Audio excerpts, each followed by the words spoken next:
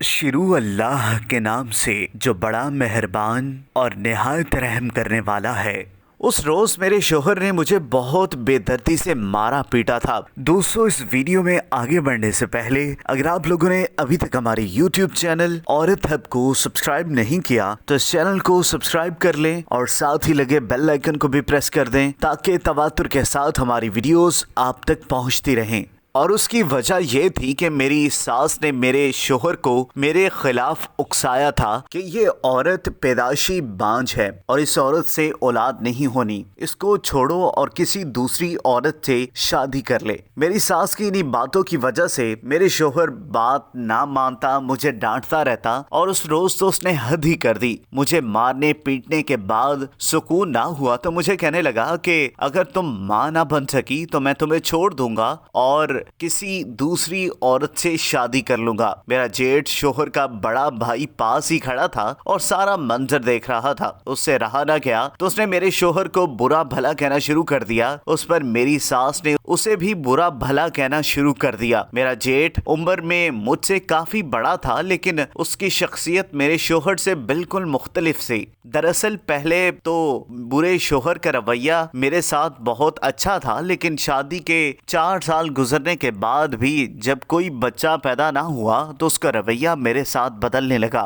मैंने अपनी सास और शोहर के तानों से तंग आकर अपना इलाज भी करवाया, लेकिन खराबी मेरे शोहर में थी और वो इस बात को मानने के लिए तैयार ही ना था। उस रोज मैंने तहैया कर लिया कि माँ बनने के लिए मैं कुछ भी करूंगी। अगले दिन ही मैं घर पर किसी को ना पाकर अपने जेठ के कमरे में चली गई, जो कि अपनी बीवी की वफात के बाद अपनी चंद माँ की बेटी के साथ अकेला रहा करता था। मेरा जेठ मेरी तरफ देखकर बोला। मैंने उसके सामने जाकर अपनी चादर उतार दी और उसके पैरों में रखते हुए बोली, जेठ जी मुझे बच्चा चाहिए, कुछ भी करके मुझे बच्चा दिलवा दो वरना मेरा घर बर्बाद हो जाएगा। अब मैं और मार नहीं खा सकती, ना बर्दाश्त कर सकती हूँ कि वो मुझे छोड़कर किसी और का हो जाए। ये कहकर मैं आगे बढ़ी और जेठ के करीब जाकर बैठ गई। मेरे जेठ ने मेरी सारी बात समझ ली थी और पीछे हटते हुए बोला, नहीं काकी ये सब गलत है, मैं ऐसा नहीं कर सकता। मैंने कहा ठीक है, फिर जब तुम्हारा भाई मुझे पीटे मारे मुझे छोड़ दे तो तुम मेरी बेबसी देखकर कुड़ते रहना और मुझे मरते हुए देखते रहना। यह कहकर मैं वापस मुड़ने लगी थी कि उसने मेरे कंधे पर हाथ रखा और मुझे अपनी तरफ खींच लिया और मैं चुपचाप उसके सामने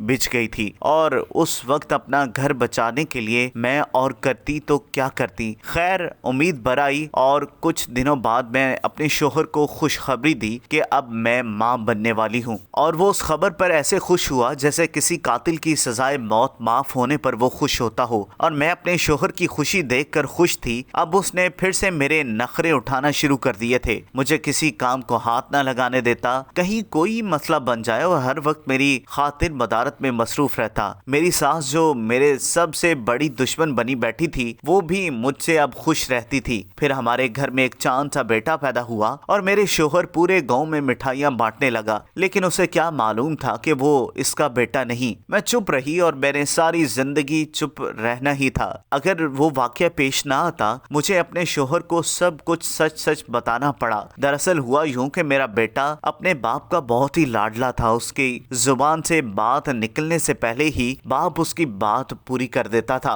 और क्यों ना करता, वो हमारी इकलौती औलाद थी। उस वक्त मेरा बेटा लड़कपन में था। उसने दिल ही दिल में मेरे जेठ की बेटी जो कि उम्र में उसकी बड़ी थी को पसंद कर लिया था। न जाने कब उन दोनों ने आपस में मोहब्बत की पींगे बढ़ा ली। मेरा जेठ तो फौत हो चुका था। अपने बेटे को समझाने की बहुत कोशिश की लेकिन उसने मेरी बात मानने से साफ इनकार कर दिया और वो कहता भी ठीक था, अगर उसकी शादी उसके ताया की बेटी सी हो जाए तो हर्ज ही क्या था। लेकिन वो नहीं जानता था कि वो भी अपने ताया का ही बेटा था और इसी हिसाब से दोनों बहन भाई थे। शोहर से बात करने की कोशिश की कि बेटे के लिए कोई और रिश्ता ढूंढ ले। उसने भी ये कहकर साफ इनकार कर दिया था कि कभी सोचना भी मत, लड़की घर में मौजूद है और दोनों की शादी से दोनों घर ही रह जाएंगे क्योंकि इसके माँ बाप तो इस दुनिया में नहीं हैं, इसलिए सबसे मुनासिब यही है कि हम अपने बेटे की शादी इसके साथ कर दें। मैंने उस शादी को रुकवाने के लिए जो कर सकती थी किया, लेकिन जब सब उस शादी पर राजी थे तो मैं اکیلی کیا کر سکتی تھی، لیکن کسی صورت بھی میں یہ شادی نہیں ہونے دے سکتی تھی، کیونکہ گناہ تو میں نے پہلے کر لیا تھا، جو اولاد کی خاطر اپنی جیٹ کے پاس چلی گئی تھی، لیکن اب میں دوسرا گناہ نہیں ہونے دے سکتی تھی۔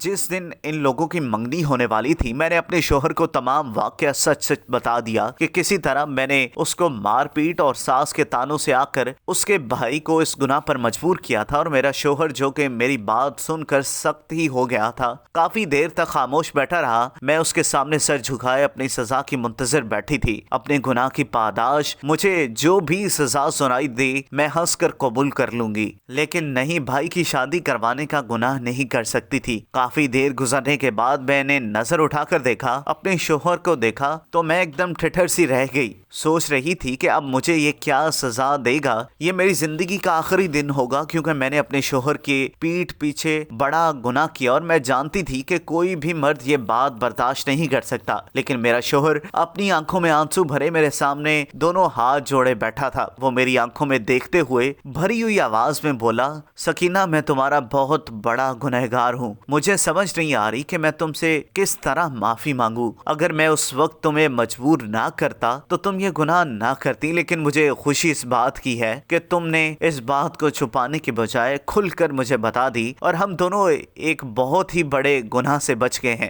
ہو سکے تو مجھے معاف کر دو، کیونکہ میں نے تمہیں بہت دکھ دیا۔ اپنے ہی شوہر کی یہ باتیں سن کر میں پھوٹ پھوٹ کر رونے لگی، اور رو رو کر اپنے شوہر سے اپنے گناہ کی معافی مانگی۔ پھر ہم دونوں نے مل کر اپنے بیٹے اور بھتیجی کے لیے رشتہ تلاش کرنا شروع کر دیا۔ میری ساس اس بات پر سخت ناراض ہے، لیکن یہ بات میں اور میرا شوہر ہی جانتے ہیں کہ اپنے بیٹے اور بھتیجی کا رشتہ ہم کیوں نہیں کر سکتے۔ مجبوری میں کیے گئے اپنے گناہ کی میں رات دن اللہ تعالیٰ سے معافی مانگتی ہوں، شاید میرا رب مجھے معاف کر دے۔ دوستو، اگر آپ کو یہ ویڈیو پسند آئی ہو تو اس ویڈیو کو لائک کریں، کمنٹ کریں، اور ہاں، جاتے جاتے ہمارے YouTube چینل عورت ہب کو سبسکرائب کرنا مت بھولیے گا۔